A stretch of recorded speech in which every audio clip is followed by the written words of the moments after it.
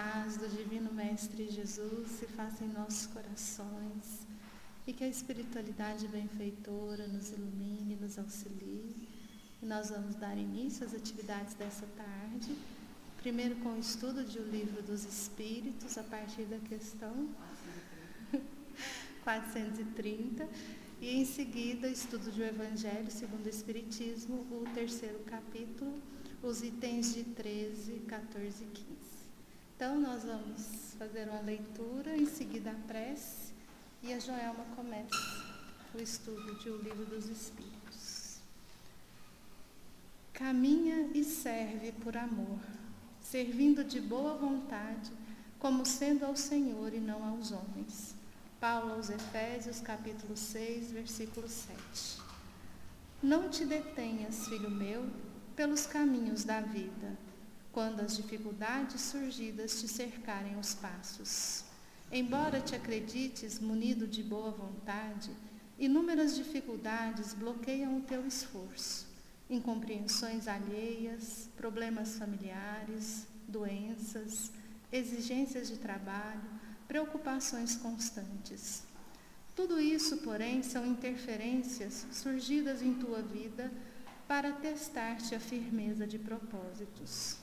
Prossegue sempre na caminhada evolutiva com o coração pleno de amor para dividir com os desesperados da vida. Leva-lhes alento e renova-lhes as esperanças, enxugando lágrimas e colocando sorrisos em seu lugar. Abençoa a oportunidade que a vida te concedeu e faze hoje o que no passado negligenciaste, pois é através do servir por amor que caminharás para a frente e para o alto na tua jornada de ascensão espiritual. Não esperes, porém, colher louros do bem praticado. Basta que te sintas em paz contigo mesmo. Serve por onde passares, caminhando sem parar, amando e amando. Então nós vamos elevar os nossos pensamentos a esse Pai de amor, de justiça, de misericórdia, mas sobretudo de amor por cada um de nós, sentindo neste ambiente a presença dos benfeitores, que em nome do Cristo Jesus vem nos iluminar, nos auxiliar, nos cuidar. Que nesses momentos possamos aprender o teu Evangelho, a tua doutrina, Jesus. E por isso lhe rogamos que ilumine as coordenadoras da tarde e que nós possamos compreender todos esses ensinamentos, nos fortalecendo a fé, a coragem, a vontade de servirmos amando. Em teu nome e em nome de Deus, nosso Pai. Assim seja. Agora a gente vai passar para o estudo de O Livro dos Espíritos com a Joelma.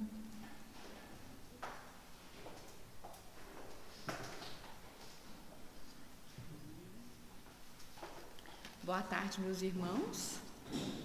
Que a paz de Jesus se faça presente e permaneça em nossos corações.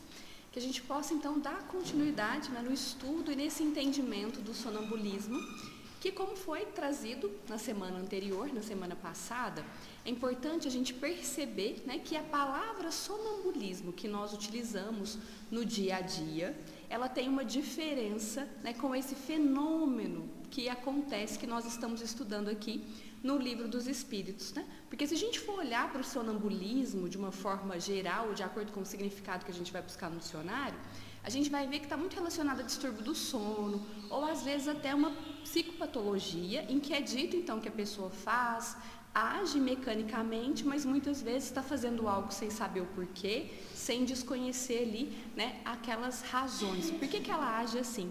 Né? Então é muito essa visão comum que se tem do sonambulismo. E o que nós estamos entendendo aqui? Que aqui nós temos algo, um fenômeno extremamente natural, que acontece justamente em razão dessa emancipação da alma. Então a gente vai percebendo, né, o sonambulismo como um fenômeno natural, que nada tem a ver com uma psicopatologia ou como ele é entendido no senso comum. Então a doutrina espírita nos traz esse entendimento aqui. E aí o que a gente tem, né, observado? O que é o sonambulismo, então? É aquele momento, né, que se parece, Kardec, no livro dos médiuns, ele vai falar que é uma variedade da faculdade mediúnica, mas não é uma faculdade mediúnica e muitas vezes pode aparecer combinado com a faculdade mediúnica. A gente vai, né, ter essa clareza numa das questões que a gente vai trabalhar hoje e aí vai ficar mais claro perceber as diferenças. Mas então o sonâmbulo ali, ele está agindo pela ação do próprio espírito. Então tudo que o sonâmbulo, né, disser, fizer, ele está fazendo por ele mesmo, né? Então essa aí seria essa grande diferença que a gente teria do sonâmbulo para ali um médium. Ele fala, ele traz ali aquele pensamento, aquele conhecimento a partir da vivência dele, né? Então o corpo, como é que o corpo vai estar? Ali repousando, né, muitas vezes no sono, e o sonâmbulo estará às vezes conversando, falando, agindo, dando informações, né? Então a gente vai poder perceber e aí a gente vai ver como é que essa variedade, né, o sonambulismo e a faculdade mediúnica podem se encontrar. E fechando um pouquinho, né, do que o Francisco trabalhou conosco na questão 429 na semana passada, o que nós temos? Nós temos aí a visão espiritual, porque lembra que o questionamento era, mas como é que o sonâmbulo consegue ver então e relatar, às vezes e falar através, né, de corpos opacos? Muitas vezes o que pode acontecer com o sonâmbulo, né? O sonâmbulo ele pode descrever ali a enfermidade de alguém. Então vamos imaginar que tem uma pessoa ali que está com um problema, né, no estômago. O sonâmbulo ali, naquele momento do sonambulismo, ele pode descrever, olha, se apresenta uma lesão assim, assado, desce daquela outra forma. Mas como que ele está vendo? Porque ele não está vendo, então, pelos órgãos, né, do corpo. Não está vendo ali pelo corpo físico. Ele tem, então, essa visão espiritual, a visão que é do espírito. Então, ele consegue perceber tudo aquilo que foge aos sentidos. Então ele consegue ver, ouvir e ter essa percepção muito mais ampla. Daí também, né, vem a sua visão. Ela vai ter um alcance muito maior. Por que ela vai ter esse alcance maior? Porque é do espírito e para o espírito não existem essas barreiras, né? Para poder enxergar, para poder lhe perceber. Mas e essa visão espiritual que o sonâmbulo pode apresentar, né? Que ele apresenta e vai ali descrevendo, falando o que ele está percebendo? Como é que ela funciona? Ela é ilimitada? A gente vai perceber no livro A Gênese, no capítulo 14, item 27, que não. Que essa visão espiritual, ela sempre estará na proporção do desenvolvimento ali daquele espírito. Então, se o sonâmbulo é alguém que já tem um certo desenvolvimento, uma certa elevação moral, uma certa intelectualidade, essa visão dele será mais ampla, vai ter um alcance maior. Mas se é um espírito mais inferior, com desenvolvimento moral ainda, né, mais a ser feito, mais a ser completado, a sua visão, o seu alcance vai ser menor, mesmo que ele esteja vendo ali com o espírito, né, que não seja com os olhos. E aí, por que isso, né, do espírito inferior ali, ele conseguir perceber menos, ou ver menos, digamos assim? Porque tem a imperfeição do perispírito, e essa imperfeição do perispírito, ela vai atuar como se fosse uma neblina, né? Esse termo, essa comparação que Kardec usa lá na Gênese. Aí a gente vai falar assim, mas imperfeição do perispírito? Como assim? Porque a faculdade, tudo não está no espírito. Mas aí vamos lembrar, né? A imperfeição, então, na verdade, está no espírito.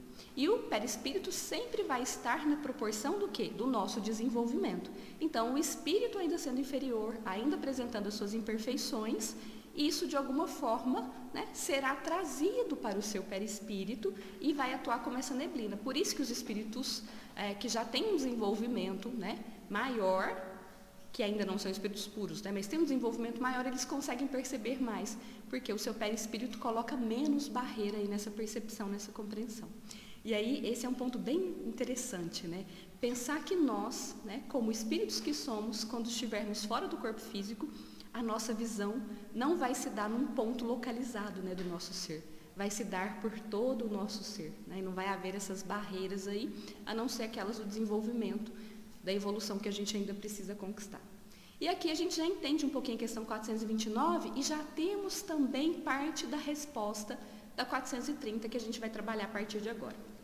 Então, pegando o Livro dos Espíritos, na questão 430, vem o seguinte ponto.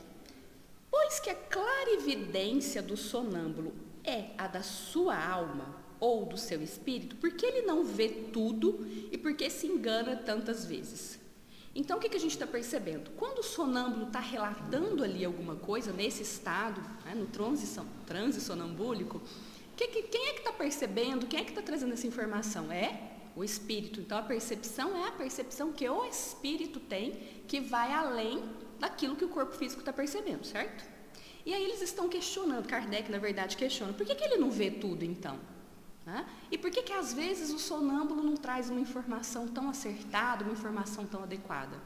Aqui, por essa explanação inicial e fazendo a relação com o que nós estudamos na semana passada, a gente já consegue responder. Mas vamos ao que os espíritos responderam. Eles trouxeram assim: primeiro, não é dado aos espíritos imperfeitos tudo ver e tudo conhecer. Sabes muito bem que eles ainda participam dos vossos erros e dos vossos prejuízos. E depois, quando estão ligados à matéria, não gozam de todas as suas faculdades de espíritos. Então, é aquele ponto, né, que nós conversamos e usamos como recurso o que a gente tem lá na obra A Gênese, da visão espiritual. O que cada espírito vai poder trazer, cada espírito vai poder ali relatar nesse transe sonambúlico, lembrando que ele vai falar por ele próprio. Tá? Ele vai relatar daquilo que ele conhece, ele vai relatar daquilo que ele sabe, daquilo que ele já experienciou. Então, é um espírito ainda imperfeito. Ele vai ter conhecimentos totalmente amplos? Não, os seus conhecimentos serão mais amplos do que quando ele está num estado de vigília. Porque ele vai acessar, muitas vezes, informações, vivências, né?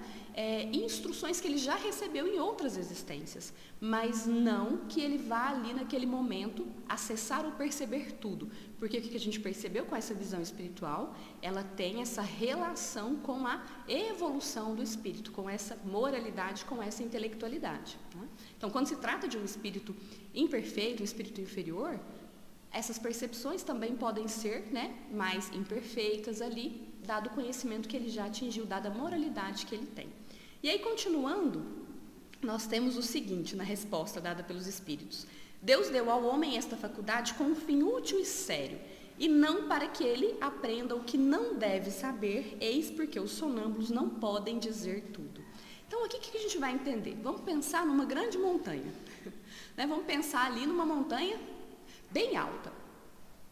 Cada sonâmbulo vai poder relatar e falar até o ponto que ele conseguiu subir, até o ponto que ele conseguiu compreender. Então, se esse sonâmbulo é um espírito inferior, ele vai falar das experiências e das vivências mais ali do que ele já teve, mas ele às vezes não chegou nem no meio da montanha ainda. Mas ele vai falar daquilo que ele já conhece. Agora, a partir do momento, né, que esse sonâmbulo é um espírito que já tem um desenvolvimento maior, né, que já tem uma elevação maior, então vamos pensar que ele já subiu mais alto nessa montanha. Então, ele vai conseguir trazer mais conhecimentos, ele vai conseguir trazer uma visão muito mais ampla e mais acertada, porque está na proporção do desenvolvimento que ele já tem. Então, cada um vai ter a vista da montanha que conseguiu aí subir. E aí a gente percebe que nada mais justo. Porque vamos imaginar, né, se de repente ali alguém tem, né, tem essa questão do sonambulismo, é um sonâmbulo, e aí ele acessa todo o conhecimento. Seria justo com quem não tem essa mesma predisposição física? Não seria, porque ele atingiria esse conhecimento sem o seu trabalho próprio, sem o seu esforço. Então, não seria justo, né, com aqueles que não têm essa predisposição. E o que a gente sabe? Que Deus é extremamente justo. Então, esse sonâmbulo vai contar com tudo que ele já conheceu, vai acessar também, né, conhecimentos, as suas vivências anteriores, porém, aquilo que ele já caminhou, aquilo que ele já conquistou. Para ter mais informação, né, para saber mais, ele vai necessitar, então, fazer essa caminhada assim como todos nós. Né? Então, tanto quem tem, aí quem, né, tem o transe sonambúlico, como quem também não tem. E aí a gente pode avançar agora já para a questão 431. Na questão 431, nós temos a seguinte pergunta de Kardec. Qual é a fonte das ideias inatas do sonâmbulo, daquelas ideias que já vêm com ele, e como pode ele falar com exatidão de coisas que ignora no estado de vigília, então quando ele está acordado, quando ele está desperto, assim como nós estamos aqui, e que estão mesmo acima de sua capacidade intelectual.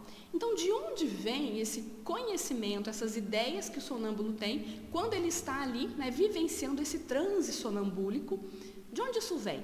Aí, a gente já antecipou parte, né, dessa resposta, a gente vai recorrer à resposta que os espíritos superiores trouxeram, mas a gente já sabe, então, que naquele momento ali de emancipação da alma, então, né, que ela se encontra ali mais livre, não tão presa, né, por essas percepções, pela atuação do corpo físico, o que é que vai acontecer?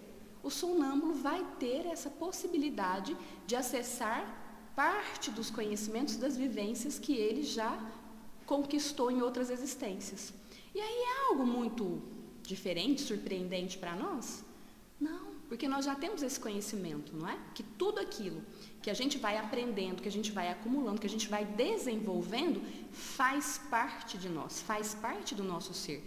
Mas que quando nós estamos aqui encarnados, para que não atrapalhe o nosso processo, nós temos então o véu do esquecimento, que nós já estudamos, que traz toda essa bondade de Deus para conosco, para que a gente aproveite melhor a presente existência e continue aí a nossa caminhada, continue o nosso desenvolvimento.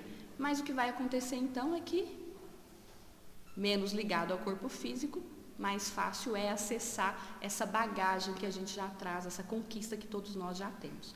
E aí a gente explica muito facilmente, né? Às vezes uma criança, você fala, nossa, uma criança nunca tocou piano, mas ela é colocada na frente de um piano e de repente sai ali algumas notas, não sai aquela melodia perfeita, mas saem ali algumas notas que você fala, gente, mas ela nunca esteve frente a um piano, mas está lá no subconsciente, está gravadinho lá. E ali, diante daquele estímulo, o que vai acontecer? Esse conhecimento naturalmente vem. Né? Então vamos à resposta agora. Acontece que o sonâmbulo possui mais conhecimentos do que os lhe reconheceis. Somente que eles estão adormecidos. Assim, meus irmãos, como todos nós aqui, sejamos sonâmbulos ou não, nós temos muito mais conhecimentos do que o que a gente acessa na presente existência. Mas eles estão ali em estado latente, adormecidos. Porque o seu invólucro é bastante imperfeito para que ele possa recordá-los. Então, o que vai acontecer? O que é esse invólucro? O corpo físico. Então, o corpo físico traz essas limitações, traz aí essas barreiras. Mas, quando está na emancipação da alma, que é isso, né, é um dos fenômenos de emancipação da alma que a gente tem no sonambulismo, fica mais fácil, então, acessar. Mas, em última análise, o que é ele? Então, quem é o sonâmbulo? Aí já vem a resposta, né? É assim como nós. Como nós, um espírito que está encarnado para cumprir a sua missão, e o estado em que ele entra o desperta dessa letargia. Nós já te dissemos repetidamente que revivemos muitas vezes, e essa mudança é que lhe faz perder materialmente o que conseguiu aprender na existência precedente. Então, o que está... faz perder, a gente fica preocupado, eu vou perder conhecimento? O que está aqui na sequência que faz perder materialmente? Então, enquanto nós estamos aqui, que aqui eles estão falando da reencarnação. Então, enquanto nós estamos aqui encarnados, materialmente a gente não acessa esses conhecimentos, mas eles não se fazem menores, eles estão apenas adormecidos em estado latente. E a gente tem a possibilidade, sim, de acessá-los. É o que vai acontecer com o sonâmbulo quando ele está nesse transe sonambúlico. Entrando no estado a que chamais crise, ou transe sonambúlico, ele se lembra, mas sempre de maneira incompleta. Ele sabe, mas não poderia dizer de onde lhe vem o conhecimento, nem como o possui. Passada a crise, ou passado o transe sonambúlico, toda a lembrança se apaga e ele volta à obscuridade. A gente fala, nossa, que obscuridade é essa? Ele volta, então, aos conhecimentos que ele tem e que ele adquiriu nessa presente encarnação. Mas, uma vez deixando o corpo físico, todos nós, assim como o sonâmbulo, acessará todos esses conhecimentos aí que foram desenvolvidos e foram conquistados ao longo do tempo.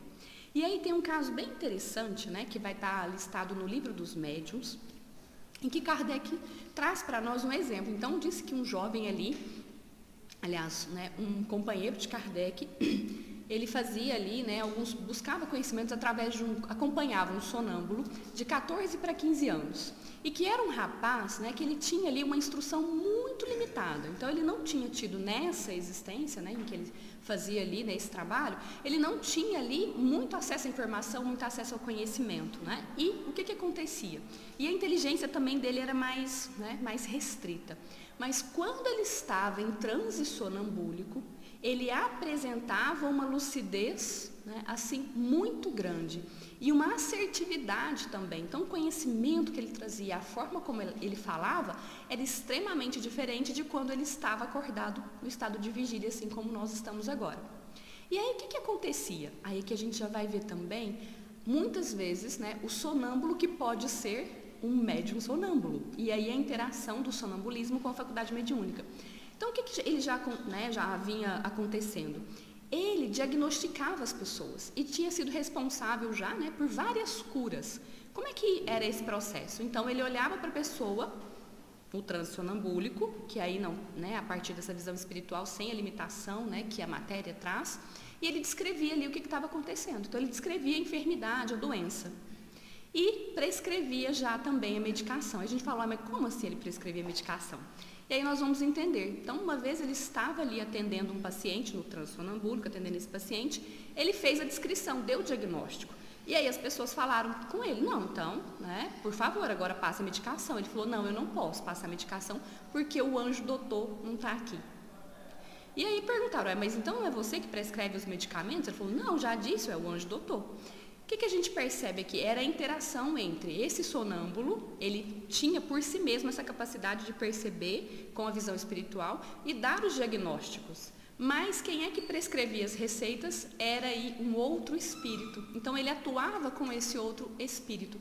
E quando esse outro espírito traçava para ele a receita e ele fazia aqui a prescrição, ele era também médium. Então, além de ser sonâmbulo, ele era médium. E aí a gente vai vendo a interação, né, dessas duas faculdades. Vamos ler aqui o comentário, né, só para a gente fechar, mas o comentário traz, né, bastante relatos, né, e informações sobre esse caso que nós acabamos de citar. Então, o comentário de Kardec fala assim: a experiência mostra que os sonâmbulos recebem também comunicações de outros espíritos que lhes transmitem o que eles devem dizer e suprem a sua insuficiência. Como nesse caso, ele sabia dar o diagnóstico, ele, sonâmbulo por ele mesmo. Mas quem é que tinha o conhecimento da medicação? Quem ele chamava de anjo doutor, que era um espírito que passava as prescrições. Isto se vê sobretudo nas prescrições médicas. O espírito do sonâmbulo vê o mal, o outro lhe indica o remédio. Esta duplação é algumas vezes patente e se revela outras vezes pelas suas expressões bastante frequentes. Dizem-me que diga ou proíbem-me dizer tal coisa. Por quê? Porque o sonâmbulo não tem todo o conhecimento. Então, quando ele está ali sendo médium também, tem um espírito passando a informação, às vezes ele vai falar, olha, não permitem que eu diga, né? Pediram para que eu dissesse tal coisa. E aí vem o recadinho de Kardec aqui para todos nós, né?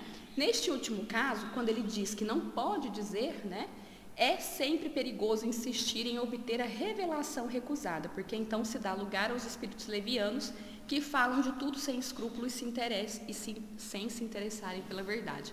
Então, esse é um cuidado, né? Às vezes a gente querer fazer essas evocações, buscar comunicações, porque se a gente insiste muito e a resposta não vem, um espírito sério ele vai cortar, encerrar a comunicação, mas pode ser que um outro espírito leviano venha ali e dê todas as informações que a gente busca, mas aí qual que é a seriedade, qual que é a qualidade dessa resposta? Nenhuma, né? Não é confiável. E aqui então a gente vai, né, encerrando, entendendo aí o sonambulismo, entendendo também essa interação com a faculdade mediúnica, percebendo que a gente pode ter só os sonâmbulos, ou a gente pode ter interação ali com o espírito e ter esse caso, né, do sonâmbulo médium, enfim, essas duas faculdades interagindo, mas sempre com um fim útil, sempre com um fim sério. Que Jesus nos abençoe e agora, né, daremos continuidade com o Evangelho.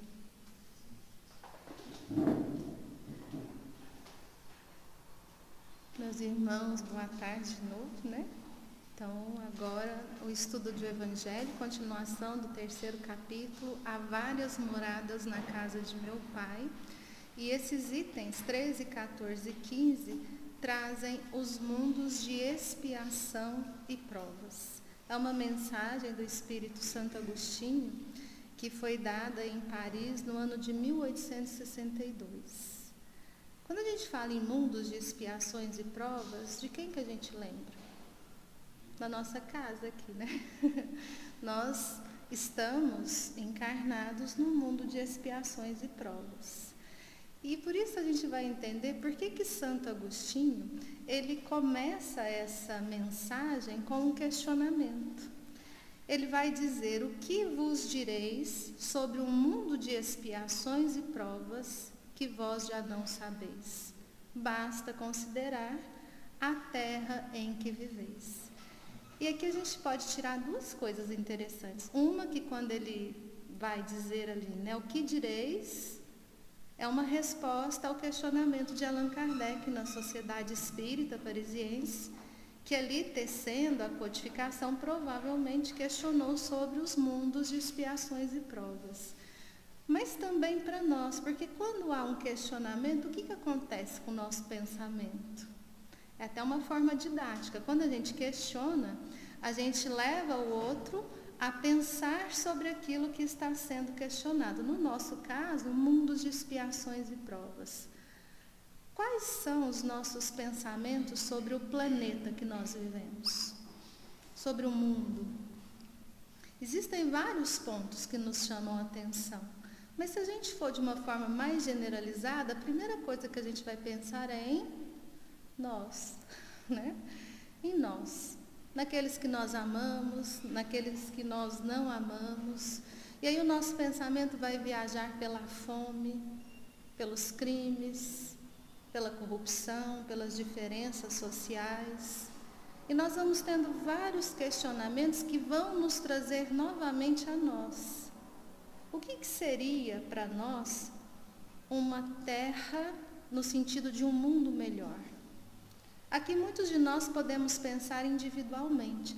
Se eu ganhasse na loteria, ia ser bem melhor, né? Essa estada aqui na terra. Se eu não tivesse doente, seria bom também. Muitos de nós já vamos pensar de forma diferente no coletivo. A terra seria bem melhor se não houvessem tantos crimes hediondos, se não houvessem pessoas, milhões e milhões de pessoas passando fome. Nós podemos pensar de maneiras até conjugadas, individual, coletiva, mas é interessante que Santo Agostinho, quando ele nos traz esse questionamento, ele vai trazer pontos em que nós vamos perceber que por mais que a gente esteja encarnado no mundo de expiações e provas, nem sempre a gente tem essa visão que um espírito superior nos traz sobre o nosso planeta.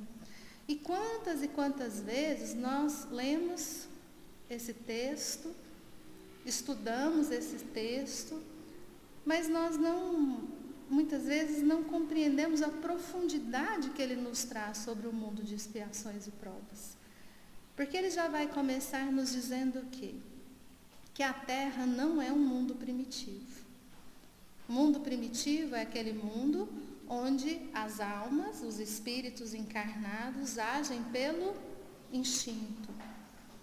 Nós, nos mundos de expiações e provas, já temos uma inteligência desenvolvida, a maioria. A gente não coloca aqui 100%, a gente não, ele, né? A maioria dos habitantes da Terra já tem essa inteligência, só que ele não está dizendo aqui no sentido de instrução.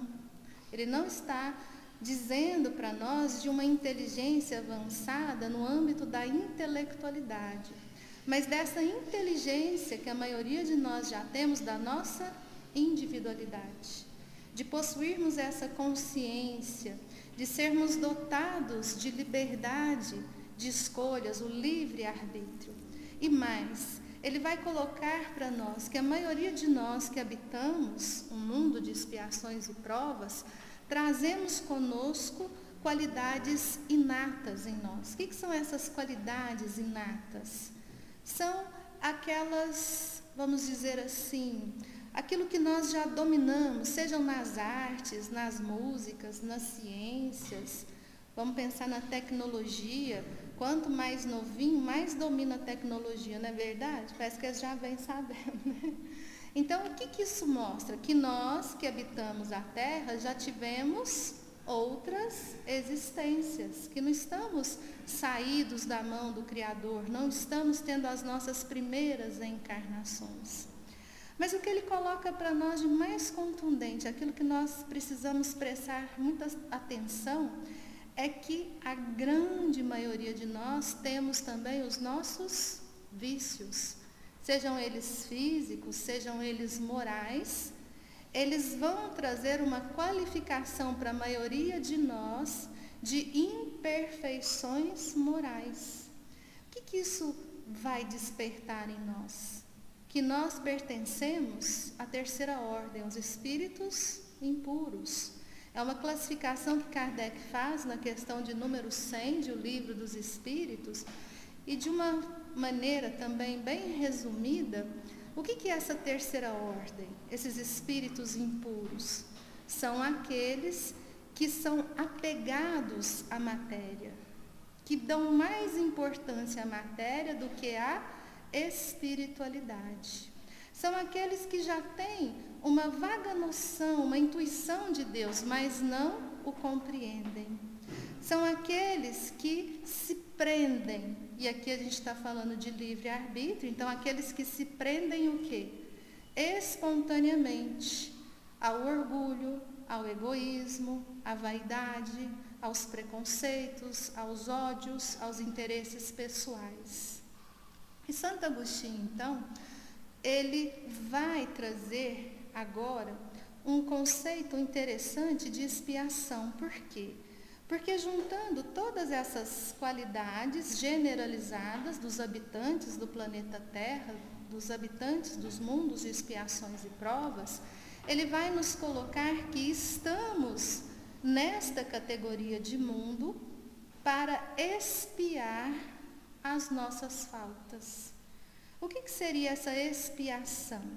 Quando a gente fala em expiação e provas, são situações que nós enfrentamos. No caso de provas, vamos pensar uma pessoa que passa pela provação de uma doença difícil, nem sempre é uma expiação. É um teste para esse espírito. Como que ele vai lidar, como que ele vai superar, como ele vai se resignar à vontade de Deus. O que seria expiação? Se essa mesma prova tivesse um vínculo com faltas passadas. Então, muitos de nós aqui estamos expiando aqueles deveres que deixamos de cumprir ou as nossas faltas, a nossa prática no mal. E ele coloca que essas expiações, elas se dão por trabalhos, muitas vezes difíceis. Quais são os trabalhos difíceis? Trabalhos muitas vezes exaustivos, mal remunerados, marginalizados.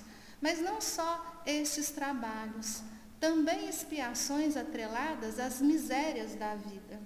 Quando a gente pensa nas misérias da vida, a gente já pensa em quê? A gente for bem honesto, na pobreza, né? Oh, coisa difícil de passar, é a prova ou a expiação da pobreza.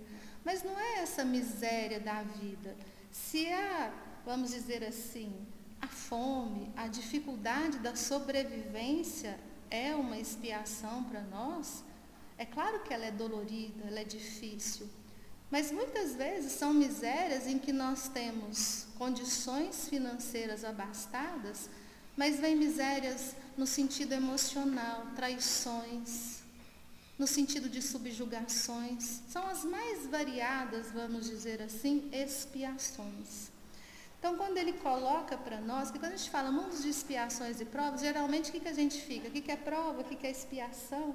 Então, vamos pensar. Provas, elas existem em todos os mundos materiais, até que a gente alcance o mundo celeste, morada desses espíritos puros, quando a gente vai estar purificado à perfeição. Expiações, não. Expiações são provas que somente passam aqueles que estão em débito com esta lei, com essa lei de Deus, com essa lei de amor. E aí, Santo Agostinho, ele vai colocar algo aqui fantástico, que nos dá uma, assim, vamos dizer, né, um banho de realidade. Porque ele vai deixar muito claro que nem todos que estão encarnados no planeta Terra estão em expiações. A gente fica feliz, né? Eu estou aqui de prova, né? Não estou aqui de expiação. Só que a hora que a gente lê o que ele está trazendo, a gente fica assim, a gente leva um certo susto. Quem não está em expiação? As raças, ou etnias, melhor colocando, selvagens e semi-selvagens.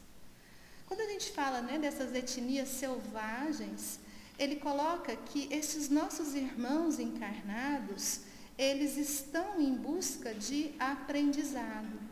E se a gente for pesquisar nossa realidade terrena hoje, cada vez menor é aquela comunidade, aqueles povos que nós podemos dizer selvagens. E interessante que buscando, né, informações, no The Post é colocada uma reportagem de 2018 se referindo a um drone que eles estavam dirigindo ali na Amazônia, entre Brasil e Peru, e eles descobriram ali uma tribo indígena que não tinha nenhum contato com a civilização.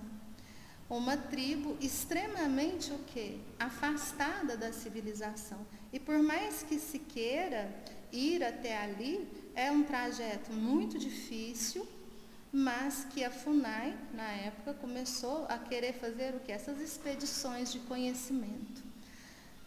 Aqui nós temos também as etnias semi-selvagens, que são as etnias indígenas de uma forma geral. Que já é interessante que Santo Agostinho coloca que este já consegue o quê? Um progresso intelectual, um progresso da inteligência quase semelhante ao dos povos mais intelectualizados. Mas estes não estão em expiações.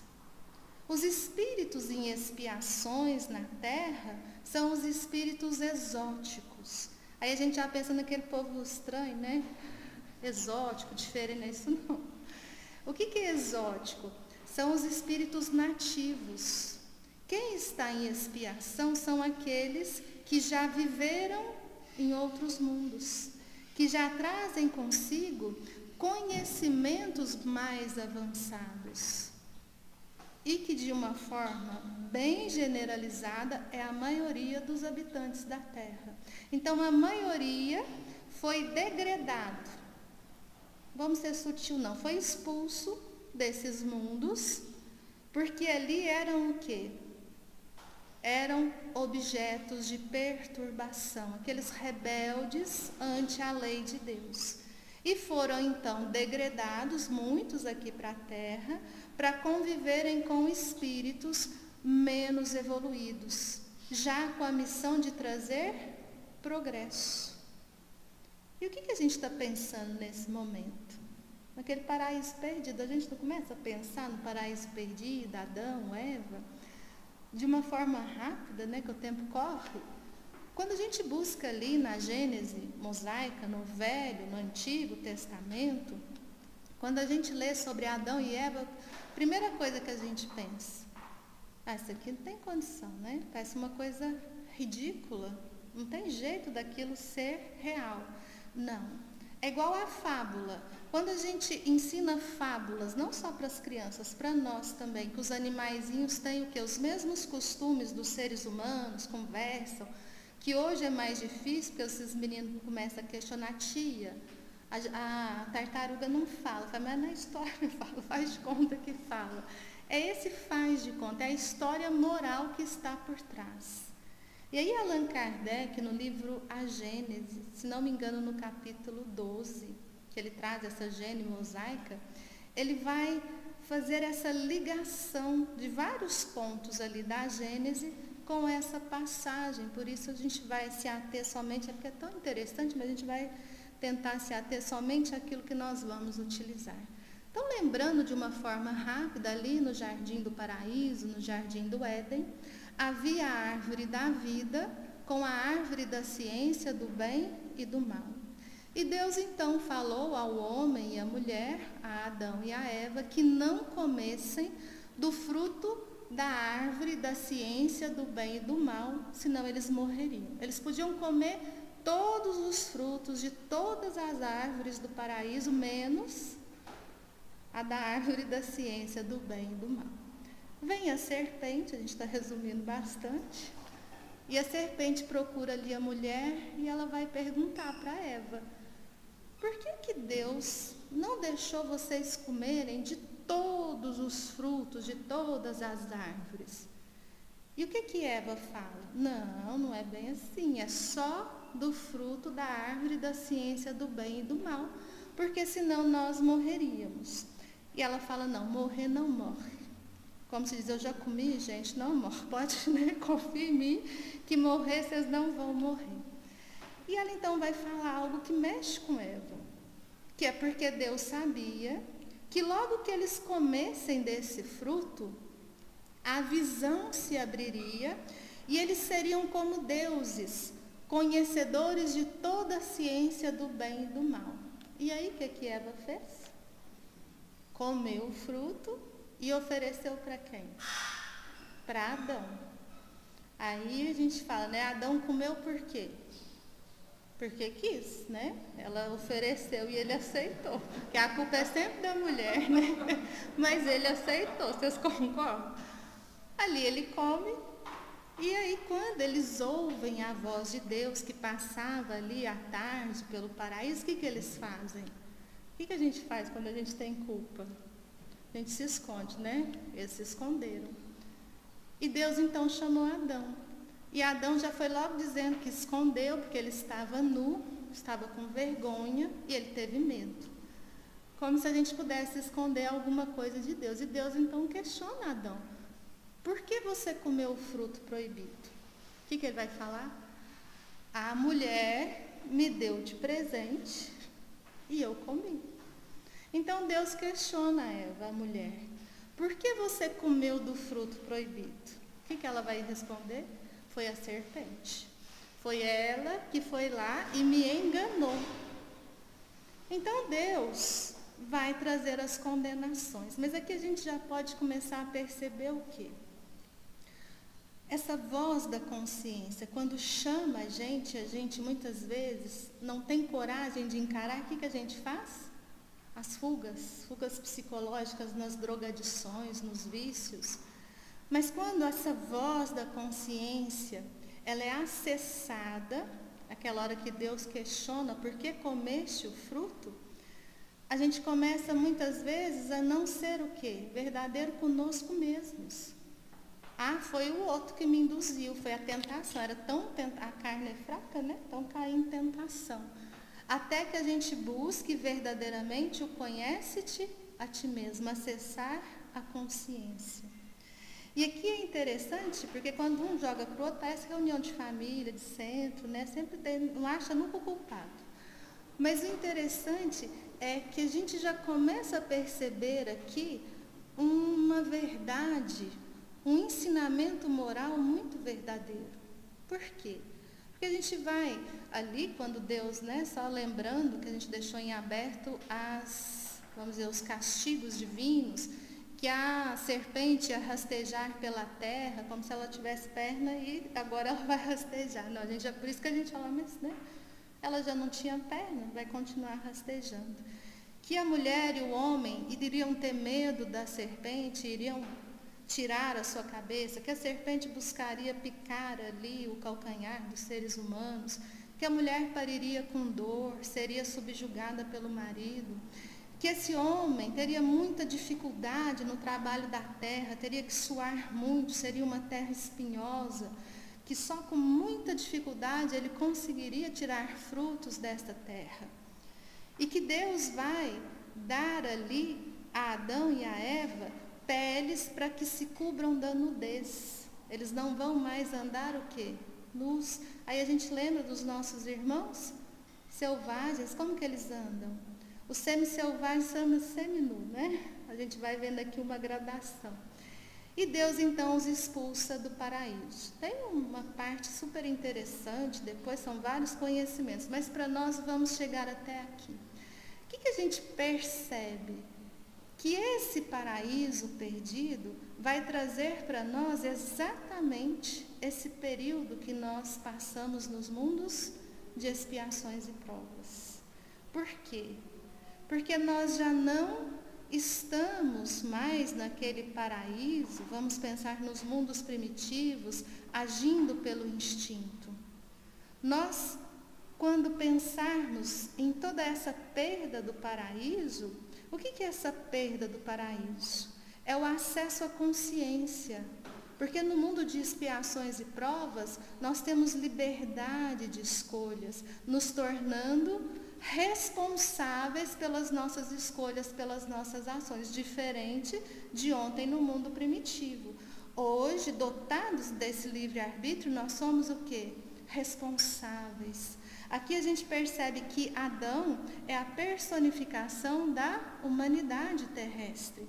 O seu erro, comer o fruto, é a individualização de cada um de nós, quando nós vamos acessar a árvore da ciência do bem e do mal. Que árvore é essa? Da consciência. Então, quando eu acesso essa árvore e obedeço a Deus, o que eu vou fazer? Prática do bem. Então, vou acessar minha consciência e vou praticar o bem, vou praticar a sua lei. Agora, muitas vezes, com a liberdade que eu tenho, eu acesso essa árvore e comendo desse fruto, desobedecendo a Deus, eu estou desobedecendo a voz da minha consciência. Onde está gravada a lei de Deus? Na consciência. É quando a gente age no mal, no desamor. E aí nós temos as consequências. Quando fala morte, é interessante, porque quando Jesus nos traz o ensinamento da vida futura, a vida em abundância, ele está falando da vida espiritual. Mundos celestes, divinos, aquela fase co-criadora que nós já passamos ali pela fase anímica de princípio inteligente. Estamos nessa fase de humanização, de progresso intelectual, moral. Então, quando a gente come desse fruto, a gente desobedece essa lei. Na realidade, a gente acessa sim a consciência, mas a gente tem liberdade de escolha. E escolhendo mal, a gente tem o quê? A consequência das nossas escolhas. A árvore da vida é a personificação da vida espiritual. Enquanto a gente não alcançar a plenitude, a gente não vive a vida em abundância. É como se a gente estivesse, entre aspas, morto, né, o corpo. O espírito não morre. É o morto no sentido de ainda não vivermos o objetivo a que somos destinados, essa felicidade plena. Então a gente começa aqui a perceber o quê? Quando Santo Agostinho fala para nós que a Terra é um tipo de mundo de expiações e provas, tem vários, cuja generalidade, ou seja, a maioria de nós está aqui degradados, expulsos de outros mundos pela nossa escolha em quê? A nossa obstinação no mal. Triste, né? Mas é bom que a gente se reconheça. Por quê? Porque quando a gente começa a entender, a gente vai modificar. A gente vai buscar a árvore da vida, a vida espiritual. Como? Nos transformando. Reconhecendo os nossos vícios, as nossas inferioridades, trabalhando para que a gente possa sair desses círculos inferiores e começarmos a galgar esses mundos mais felizes.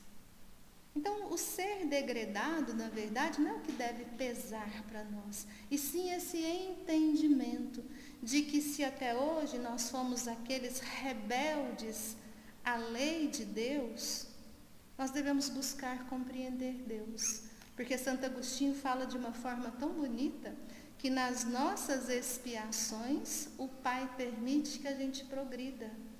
Deus tira do mal o bem. Ele sempre está nos chamando, nos encaminhando a esse caminho que nos levará à perfeição. É acessarmos a nossa consciência, essa lei de amor que nós trazemos gravada na consciência, essa assinatura do Pai em cada um de nós, e modificarmos, buscarmos destruir os principais vícios que nos seguram nos mundos de expiações e provas. próprios.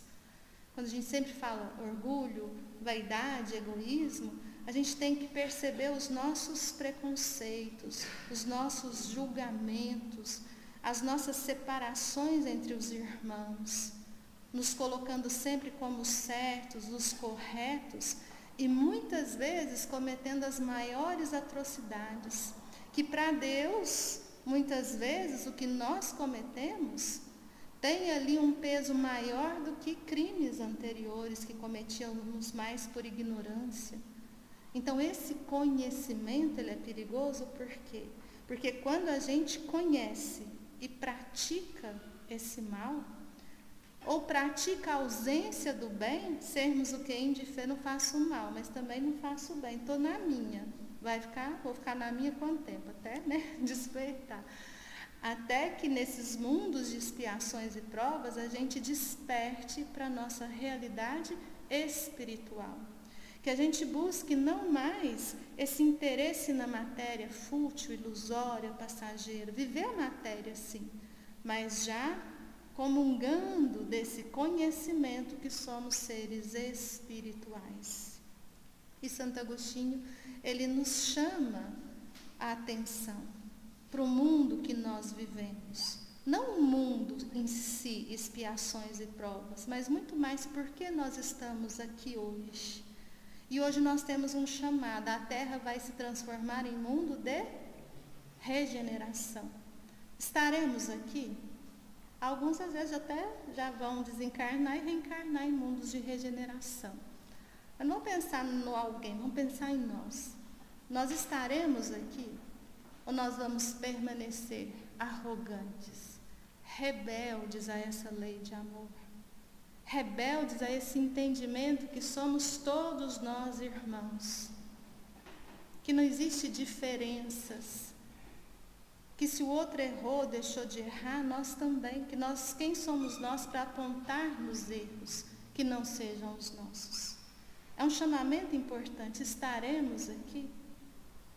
Então essa mensagem de Santo Agostinho é um reforço ao convite do Cristo a amarmos uns aos outros, nos transformarmos em seres humanos melhores, em compreendermos quem somos nós, de onde viemos, para onde vamos, por que estamos aqui, e buscarmos desde já destruir em nós aquilo que nos prende à inferioridade, e buscarmos sim no próximo o nosso caminho para Deus. Amando o próximo, estaremos amando a Deus. E amar ao próximo significa amar a nós mesmos.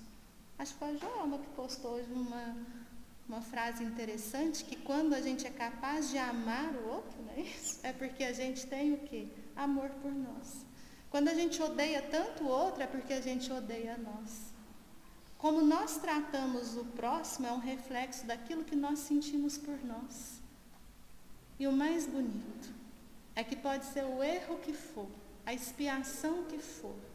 Se a gente decidir amar verdadeiramente, nós estaremos já nos preparando para os mundos superiores. Não no sentido de deixarmos a inferioridade, não, de agradecermos por ter passado aqui, mas buscarmos não só a regeneração, mas o reino dos céus, os mundos celestes. E nós só alcançaremos o reino dos céus se edificarmos no nosso coração o reino de Deus.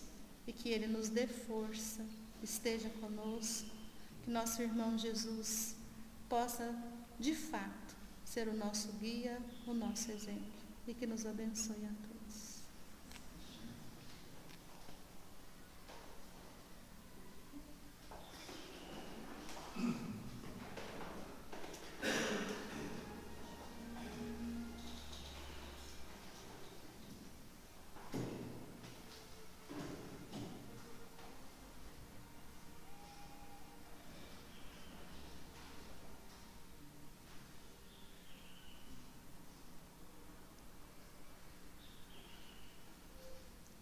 Mestre amado Jesus, que possamos sentir neste momento o Teu acolhimento, o teu abraço fraterno, a nos envolver em teu amor,